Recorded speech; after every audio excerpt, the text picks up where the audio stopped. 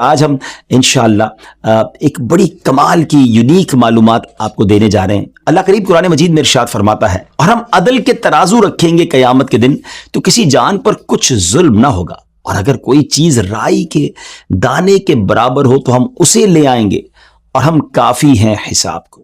Viewers, آخرت کے ہولناک مراحل میں سے ایک انتہائی ہولناک مرحلہ میزان پر اعمال تولنے کا ہوگا۔ جی ہاں، اسکیل لگایا جائے گا۔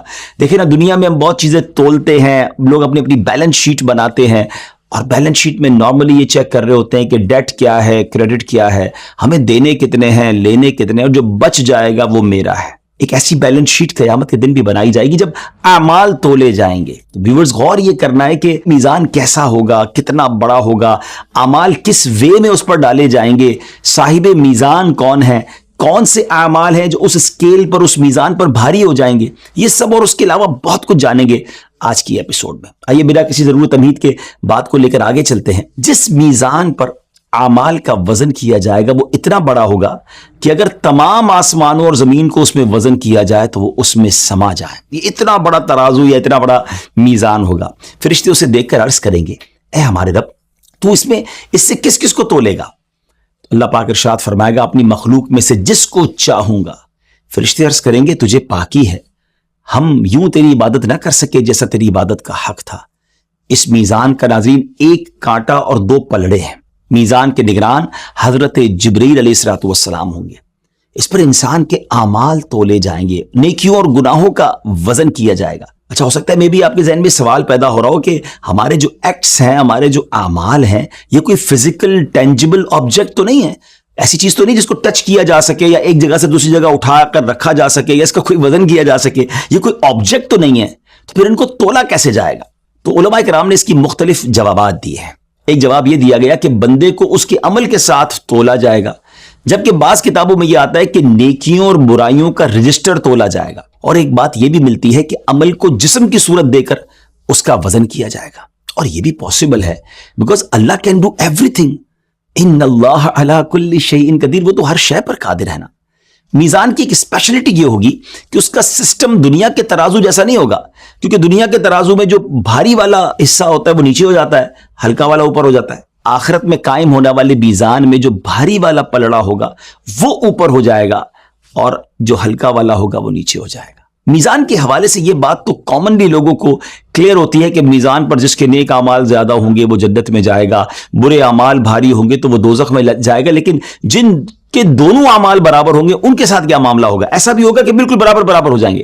What will happen to them؟ ہم آپ کو بتاتے ہیں ان کے ساتھ کیا ہوگا۔ ایسے لوگ پل پر یعنی پل صراط پر روک دیے جائیں گے، وہ اصحاب اعراف میں سے ہوں گے۔ اعراف جنت اور دوزخ کے درمیان ایک دیوار ہے۔ تفاسیر میں یہ بھی آتا ہے کہ یہ جنت اور دوزخ کے درمیان ایک پردہ ہے۔ یہ پردہ اس لیے ہے تاکہ دوزخ کا اثر جنت میں اور جنت کا اثر دوزخ میں نہ آ سکے۔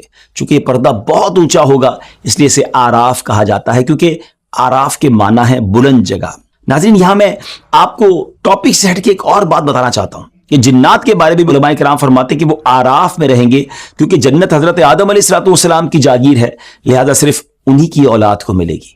اینی وے، اب آئیے دوبارہ اپنے ٹاپک کی طرف آتے ہیں۔ ارشاد نبوی صلی اللہ تعالی علیہ وسلم ہے، 3 مقامات ایسے ہیں جہاں کوئی کسی کو یاد نہیں رکھے گا۔ سوچئے کیسا نفسا نفسی کا وقت ہوگا کہ کوئی کسی کی فکر نہیں ہوگی، کوئی کسی کو یاد نہیں کر پائے گا۔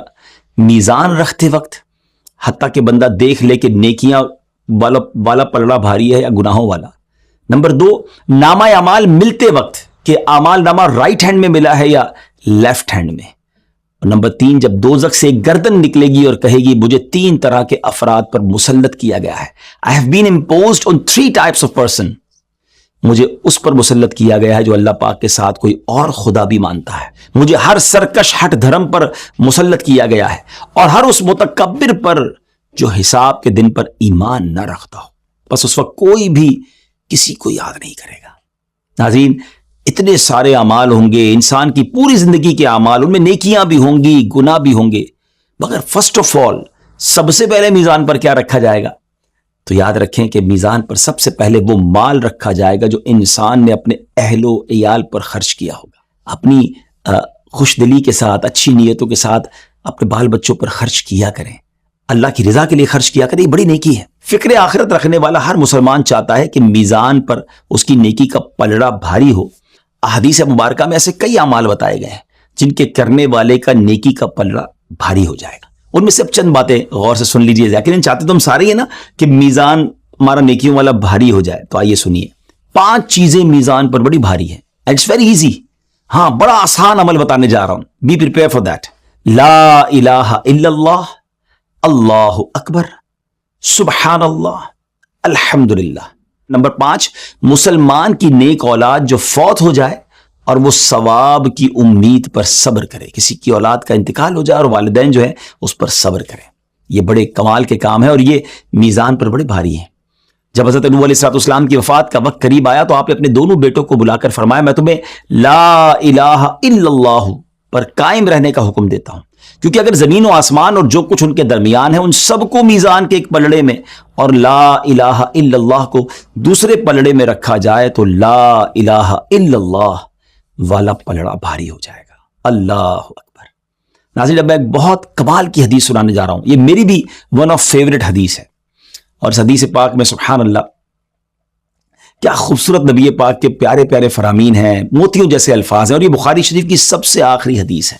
آقا علیہ السلام نے فرمایا، کلمتان خفیفتان علی اللسان ثقیلتان فی المیزان حبیبتان الی الرحمن، ہے نا موتیوں جیسے الفاظ ہیں۔ اور آگے کون سے کلمے ہیں؟ سبحان اللہ وبحمدہ سبحان اللہ العظیم۔ ترجمہ کیا بنے گا اس حدیث کا؟ 2 کلمے زبان پر ہلکے ہیں، میزان پر بھاری ہیں، اور رحمان عز و جل کو محبوب ہے، اور وہ کون سے ہیں؟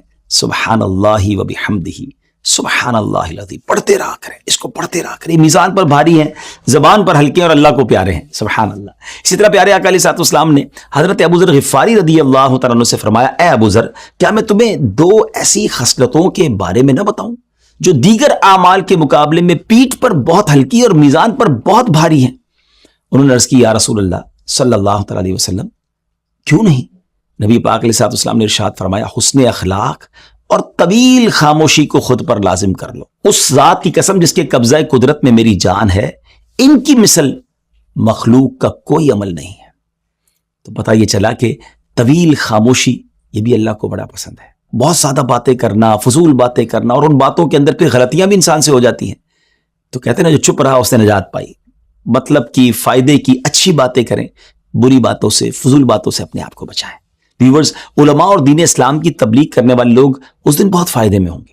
قیامت کے دن ایک شخص اس حال میں آئے گا کہ اپنے عمل کو کم سمجھ رہا ہوگا، وہ اسی حالت میں ہوگا کہ بادلوں کی مثل کوئی چیز اس کے میزان میں آ گرے گی، تو کہا جائے گا وہ بھلائی ہے جو تو لوگوں کو سکھایا کرتا تھا، تیرے مرنے کے بعد لوگوں نے اس پر عمل کیا تو تجھے بھی اس کا اجر دیا گیا ہے۔ مبارک ہو انہیں جو دین کی خدمت کر رہے۔ اور یہاں میں سمجھتا ہوں کہ سوشل میڈیا کے ایک استعمال کا بھی ہمیں درس مل رہا ہے۔ زندگی میں کچھ ایسا کر کے تو جانا چاہیے کہ ہمارے مرنے کے بعد لوگ اسے سنیں، فائدہ اٹھائیں، نیکی کریں، ہمیں ثواب ملے۔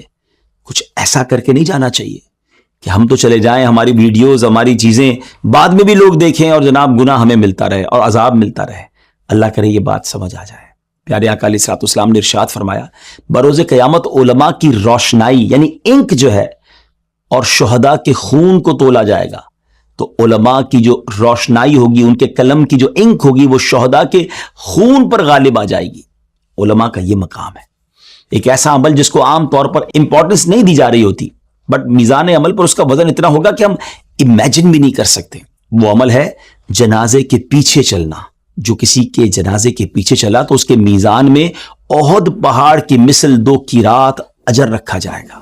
حضرت عبداللہ بن عمر بیان فرماتے ہیں کہ بے شک اللہ عز و جل حضرت آدم علیہ السلام کو یہ مقام و مرتبہ عطا فرمائے گا کہ عرش کی کشادگی میں آپ کے لیے ایک مخصوص جگہ ہوگی جہاں آپ 2 گرین چادریں پہنے تشریف فرما ہوں گے، کھجور کے لبے درخت کی طرح دراز قد ہوں گے، اور اپنی اولاد کو ملاحظہ فرما رہے ہوں گے کہ کس کو جنت کی طرف اور کس کو جہنم کی طرف لے جایا جا رہا ہوگا۔ آپ یہ ویو کر رہے ہوں گے کہ محشر کے میدان میں کیا ہو رہا ہے۔ ناظرین، بڑا امپورٹنٹ واقعہ ہے یہ کہ آپ کی نظر ایک ایسے شخص پر پڑے گی جو امت محمدیہ صلی اللہ علیہ وسلم کا ہوگا اور اسے جہنم کی طرف لے جایا جا رہا ہوگا، تو آپ بلند آواز سے پکاریں گے، اور کس کو پکاریں گے؟ ہمارے آقا اللہ کے آخری نبی صلی اللہ تعالیٰ علیہ وسلم کو پکاریں گے، اے احمد صلی اللہ تعالیٰ علیہ وآلہ وسلم۔ نبی پاک فرمائیں گے، اے ابو البشر، میں حاضر ہوں۔ حضرت آدم علیہ السلام کہیں گے یہ شخص جسے جہنم کی طرف لے جایا جا رہا ہے یہ تو آپ کا امتی ہے. نبی پاک علیہ السلام فرماتے ہیں میں تیزی سے فرشتوں کے پیچھے جاؤں گا اور کہوں گا اے میرے رب کے فرشتوں رک جاؤ, سٹاپ, رکو. وہ عرض کریں گے ہم تو اللہ کریم کا حکم نہیں ٹالتے, جو حکم ہو وہی کرتے ہیں, ہم کیسے آپ کے کہنے پر رک جائیں. We do only what we are ordered to do. فرشتوں کے اس جواب پر نبی پاک علیہ السلام اپنا لیفٹ ہینڈ جو ہے اپنی داڑھی مار کو پکڑیں گے اور عرش کی جانب متوجہ ہو کر عرض کریں گے اے میرے رب تو نے مجھ سے وعدہ نہیں کیا تھا کہ میری امت کے بارے میں مجھے رسوا نہ فرمائے گا. عرش کی جانب سے ایک ندا آئے گی کہ محمد صلی اللہ تعالی علیہ وسلم کی اطاعت کرو اور اس بندے کو دوبارہ اس کے مقام کی طرف لے جاؤ. نبی پاک فرماتے ہیں پھر میں اپنی کمر کے پاس سے پورے کے برابر ایک چھوٹا سا کاغذ کا پیس نکالوں گا اور بسم اللہ پڑھ کر اس کے میزان کے جو رائٹ سائڈ ہوگی نیکیوں کا پلڑا ہوگا اس میں ڈال دوں گا. اس پیس آف پیپر کی وجہ سے نیکیوں والا پلڑا جو ہے وہ بھاری ہو جائے گا, گناہوں پر غالب آ جائے گا. اب محشر میں پکار پڑ جائے گی, بندہ خوش نصیب ہو گیا, اس کی تولے بھاری ہو گئیں, فرشتے اسے جنت کی طرف لے کر چلیں گے. تو وہ کہے گا اے میرے رب کے فرشتوں ذرا رکو, میں ان سے کچھ بات تو کر لوں جو اپنے رب کے ہاں اتنے آنریبل ہیں, اتنے معزز ہیں, کیونکہ وہ نبی پاک علیہ السلام کو پہچانا نہیں ہوگا.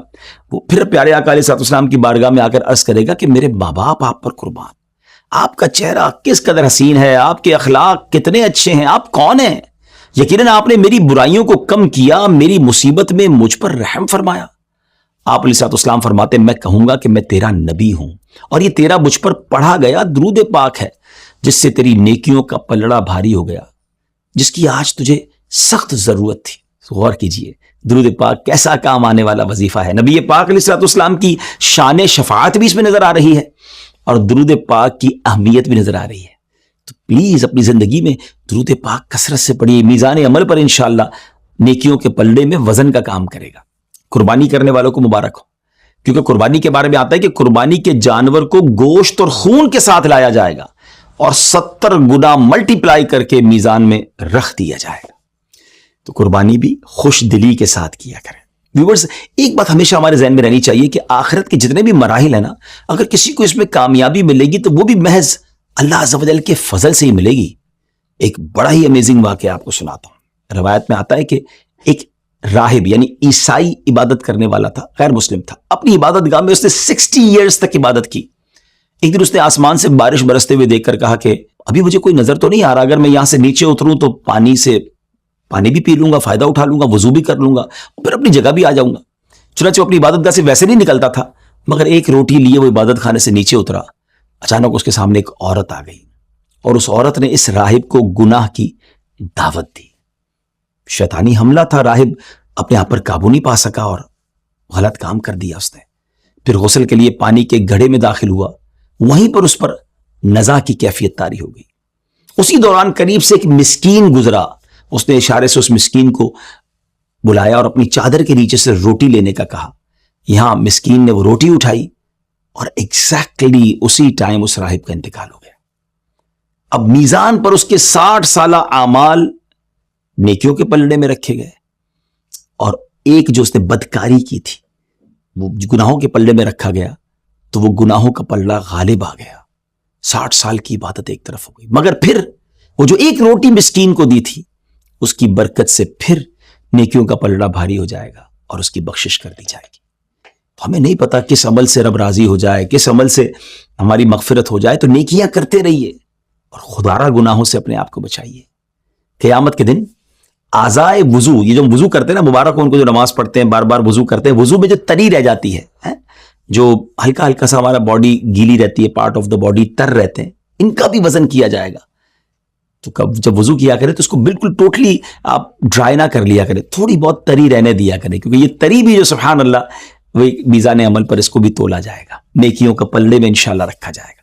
حدیث پاک میں آتا ہے تم اپنے خادم کے کام میں جو تخفیف کرو گے, آسانی کرو گے, قیامت کے دن اس کا اجر و ثواب تمہارے میزان میں رکھا جائے گا. لک ایٹ ہاؤ بیوٹیفل اور ریلیجن از, کہ اپنے خادمین, اپنے ملازمین کے ساتھ اچھا برتاؤ کریں, کبھی کبھی انہیں ریلیف دیں, ان کے لیے آسانی کریں. انشاءاللہ یہ آسانی آپ کے لیے میزان عمل پر جو ہے وہ وزن کا کام کرے گی, نیکیوں کے پلڑا بھاری ہو جائے گا. مگر آج حال یہ ہے کہ لوگ ملازمین کو گالیاں دیتے ہیں, سختی کرتے ہیں, ذلیل کرتے ہیں.